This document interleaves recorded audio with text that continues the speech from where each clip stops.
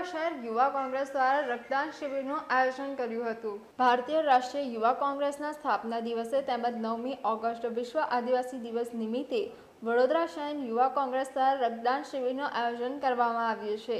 રક્તદાન શિબિરનું આયોજન શહેર કોંગ્રેસ ઓફિસ લકડી પુલ દાંડિયા બજાર ખાતે કરવામાં આવ્યું હતું, જેમાં શહેર કોંગ્રેસ, મહિલા Congress, ST/SC cell, OBC cell, media cell, યુવા કોંગ્રેસ, NSUI તમામે આ અવસરે ઉપસ્થિત રહ્યા હતા। મોટી સંખ્યામાં રક્તદાતાઓએ રક્તદાન કર્યું હતું।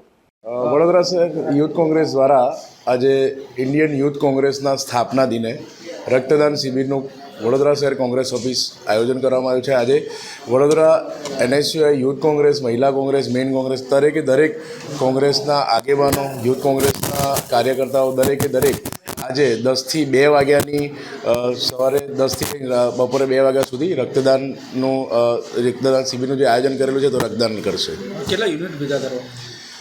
ગયા વર્ષે અમે આજ દિને 9 ઓગસ્ટે જે રક્તદાન શિબિરનું આયોજન કર્યું હતું એમાં 40 યુનિટ કર્યા હતા। આ વખતે અમારા 60 થી 70 યુનિટનું ટાર્ગેટ છે અને દરેક કોંગ્રેસ એમાં સાથ આપી રહ્યા છે। કેટલા લોકો આમાં રક્તદાન?